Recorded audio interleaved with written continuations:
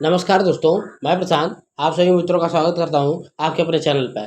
जैसे कि आपको पता होगा कि हम चैप्टर वाइज जो प्रीवियस ईयर क्वेश्चंस जो हैं यूपी ट्रिपल के जीएस के उनको हम सॉल्व कर रहे हैं। ठीक है, ये बुक हमारी जो हम सॉल्व कर रहे हैं ये यूथ कंपटीशन की प्रीवियस ईयर की बुक है, जिसमें 2015 से लेके और अभी जो 2023 तक के जितने भी पेपर यूपी ट्रिपल के हुए हैं चुनाव के पहले, उन सभी का इसमें दिया हुआ है क्वेश्चन, तो हम उसको सॉल्व कर रहे हैं। ठीक है, इससे पहले हम 2 वीडियो कर चुके हैं जो कि 15-15 मिनट के हैं और लगभग हम 15 क्वेश्चन रोज डिस्कशन करते हैं। ठीक है, हाँ, सभी मित्रों से मैं बताना चाहता हूँ कि ये वाली क्लास जो जीएस की चल रही है, यूथ कंपटीशन की बुक जो है, ये डेली आपको 1 PM पे रोज चलेगी। पहले हम इसको बताए थे कि 3 PM पे रोज वीडियो आना था, लेकिन हम इसका हम चेंज करके 1 PM कर दिए हैं। ठीक है, तो 1 PM पे डेली ये वीडियो डाली जाएगी, जिसका ड्यूरेशन आपको 15 मिनट तक होगा। ठीक है, 15-17 मिनट ऑलमोस्ट होगा और 15 क्वेश्चन को हम एक्सप्लेनेशन के साथ इसमें सॉल्व करेंगे। ठीक है, तो वीडियो को शुरू करने से पहले सभी मित्रों से अनुरोध है कि जरा चैनल को सब्सक्राइब करें, जरा वीडियो को शेयर करें, जरा लाइक करें। ठीक है, और आप हमारे टेलीग्राम चैनल और व्हाट्सएप चैनल से भी ज्वाइन कीजिए, जिसका लिंक आपको डिस्क्रिप्शन बॉक्स में मिल जाएगा। ठीक है,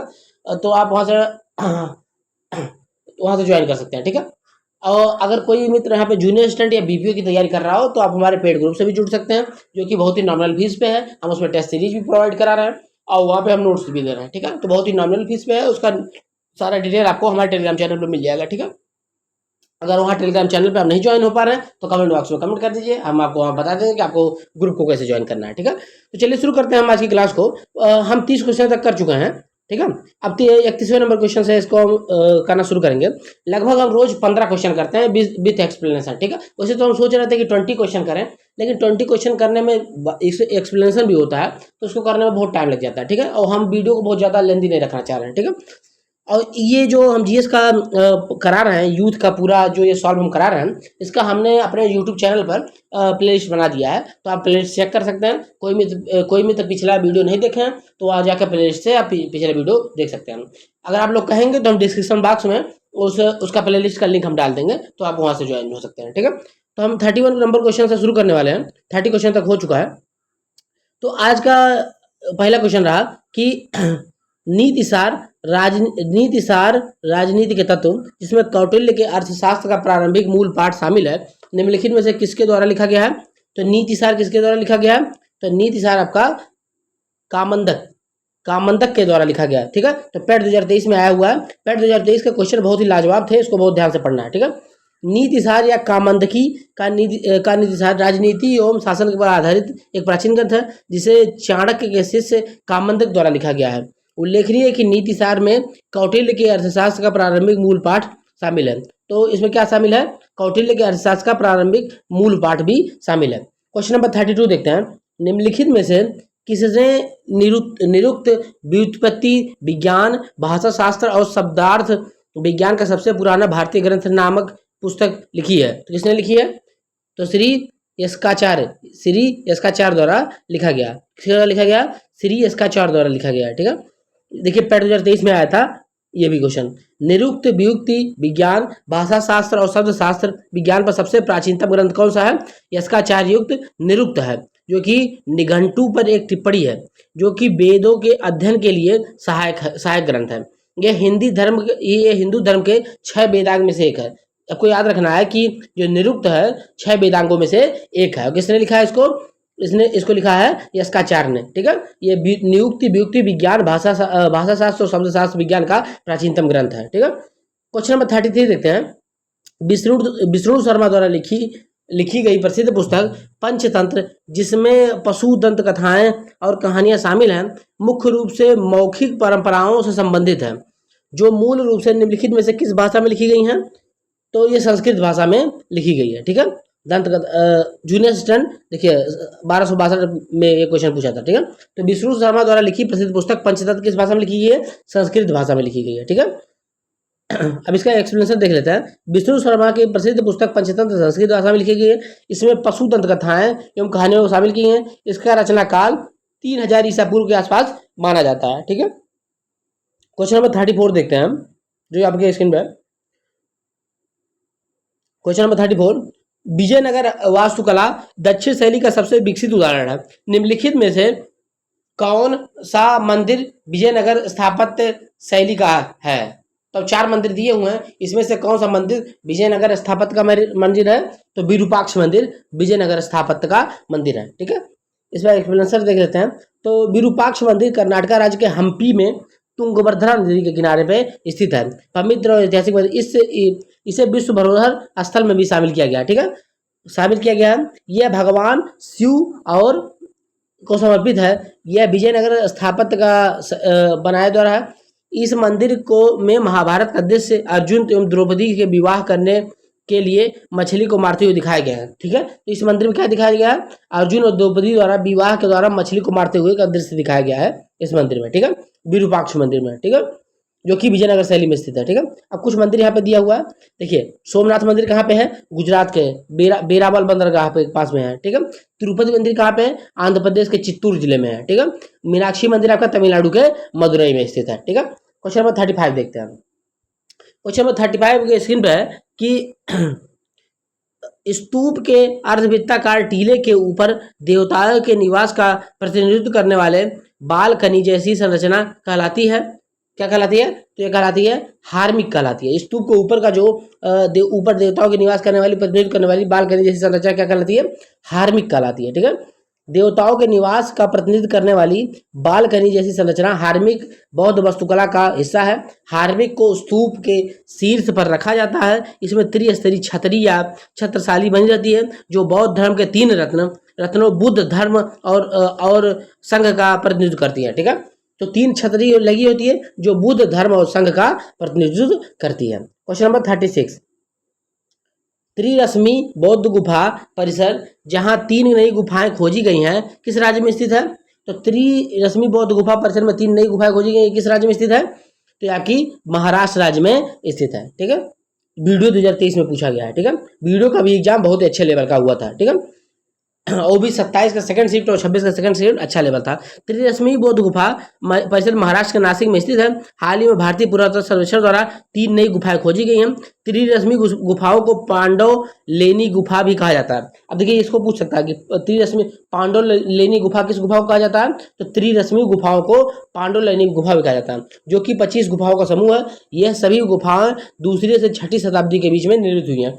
2री से 6ठी शताब्दी के बीच में इनको निर्मित किया गया है। ठीक है, आगे बढ़ते हैं नेक्स्ट क्वेश्चन पर। 37 नंबर क्वेश्चन, निम्नलिखित में से कौन सा एक अनुचित युग्म है? हम्पी स्मारकों का निर्माण विजयनगर राजवंश ने, लिंगराज मंदिर सोमवंशी राजाओं ने, खजुराहो मंदिर चोल वंश के राजाओं ने, हजार स्तंभ मंदिर काकतीय वंश के राजाओं ने। तो खजुराहो का मंदिर चोल राजाओं ने नहीं बनाया। ठीक है, खजुराहो का मंदिर चोल राजाओं ने नहीं बनाया। तो देख लेते हैं किसने बनाया है।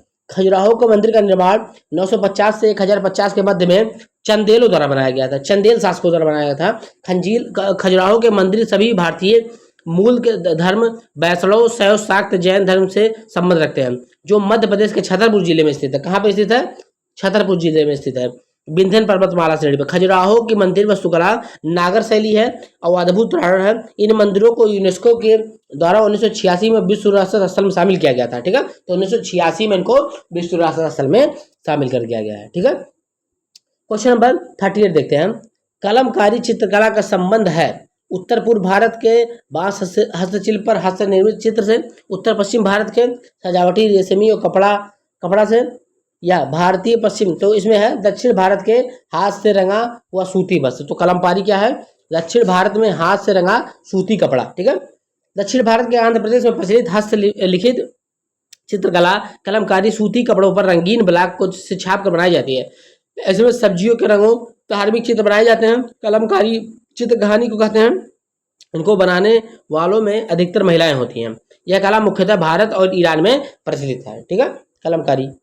आगे बढ़ते हैं क्वेश्चन नंबर 39। खिज्र खां दिल्ली का शासक था, निम्नलिखित में से किस राजवंश से संबंधित है?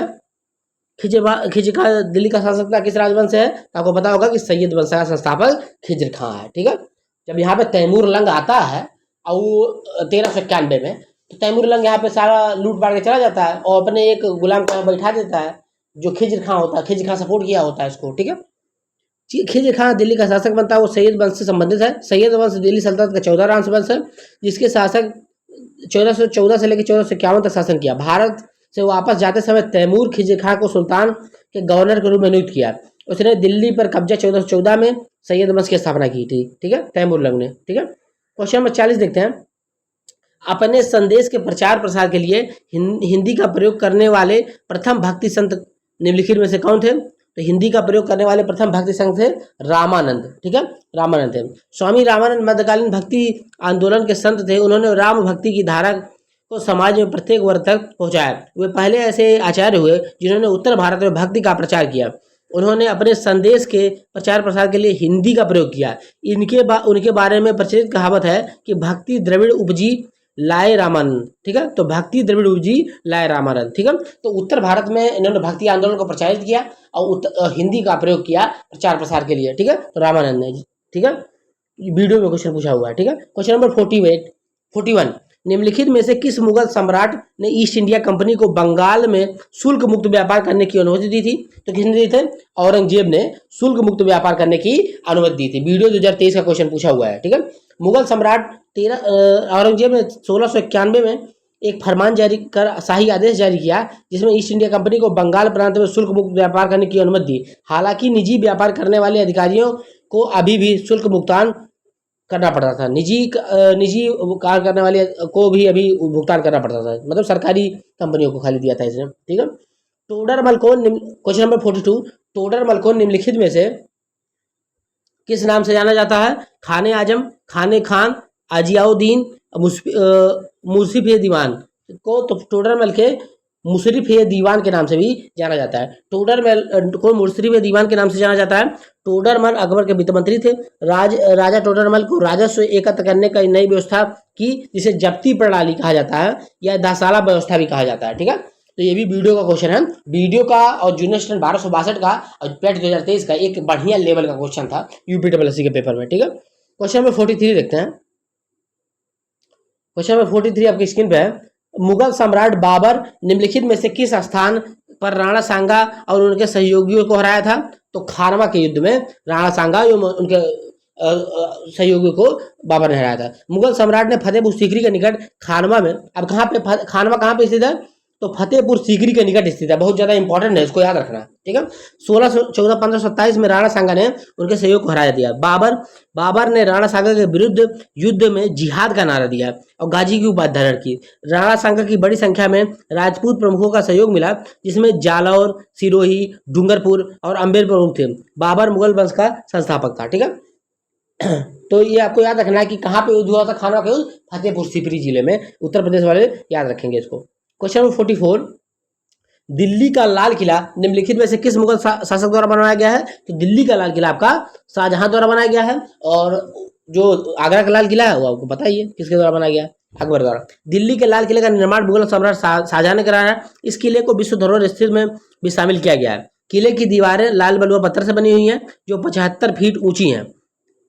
परिसर में प्रसिद्ध हाल दीवाने आम है जिसमें 60 लाल बलुआ पत्थर के खंभे हैं, ठीक है। तो दीवाने आम में 60 लाल बलुआ पत्थर के खंभे हैं। वीडियो में पूछा हुआ है।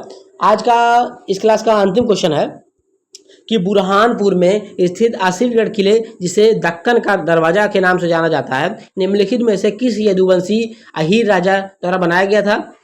तो किसके द्वारा बनवाया गया था? तो आपको बनाया गया था आसा अहीर द्वारा इसको बनवाया गया था। पीटी 2023 में पूछा गया, ठीक है। तो बुरहानपुर में स्थित असीरगढ़ का किला इसको किसके द्वारा बनवाया गया था? आसा अहीर द्वारा। बुरहानपुर में स्थित असीरगढ़ जिसे दक्कन का दरवाजा कहा जाता है 15वीं शताब्दी में यदुवंशी राजा आसा अहीर द्वारा बनवाया गया। यह किला अपने आधार से 259 मीटर ऊंचा है, ठीक है। अपने आधार से 259 मीटर ऊंचा है। इस किले के अंदर एक मस्जिद, शिव मंदिर तथा एक महल है, ठीक है। तो इस किले के अंदर आपको 3 चीजें मिलेगी, एक मस्जिद मिलेगा, एक शिव मंदिर मिलेगा, एक महल भी मिलेगा, ठीक है। तो ये रहा आपका आज का 15 क्वेश्चन हो चुका है आपका इस क्लास का, जो कि यूपीएससी का हम प्रीवियस ईयर क्वेश्चन कर रहे हैं। 2015 से लेकर अभी तक के जितने भी क्वेश्चन हुए हैं उसको हम धीरे धीरे करके 15 क्वेश्चन करके विथ एक्सप्लेनेशन कर रहे हैं, ठीक है। आपको वीडियो कैसा लगा आप कमेंट बॉक्स में कमेंट करके बताएंगे। आप ज्यादा चैनल को सब्सक्राइब करेंगे, ज्यादा वीडियो को शेयर करेंगे, ज्यादा लाइक करेंगे। आप हमारे टेलीग्राम चैनल को भी ज्वाइन करेंगे, व्हाट्सएप चैनल को ज्वाइन करेंगे, जिसका लिंक आपको डिस्क्रिप्शन बॉक्स में मिल जाएगा। अगर आपने पुराना वीडियो नहीं देखा तो हम इसका लिंक आपको डिस्क्रिप्शन बॉक्स में डाल देंगे, ठीक है, वहां से देख लीजिएगा। कोई मित्र अगर बीपीओ की तैयारी कर रहे हो या जूनियर असिस्टेंट की तैयारी कर रहे हो तो आप हमारे पेड ग्रुप से जुड़ सकते हैं, जो भी बहुत नॉमिनल फीस पे है और जिसका सारा डिटेल आपको मिल जाएगा हमारे यूट्यूब चैनल पे, टेलीग्राम चैनल पे, ठीक है। तो वहाँ से आप वहाँ से ज्वाइन हो सकते हैं। अगर वहाँ से नहीं ज्वाइन हो पा रहे हैं तो आप कमेंट बॉक्स में कमेंट कर दीजिए, आपको बता दीजिएगा कि कैसे आपको ज्वाइन होना है, ठीक है। तो मिलते हैं नेक्स्ट क्लास में नेक्स्ट 15 क्वेश्चन के साथ, जो कि यूपीडब्ल्यूएससी के लिए बहुत बहुत बहुत महत्वपूर्ण है। मिलते हैं नेक्स्ट वीडियो में। धन्यवाद।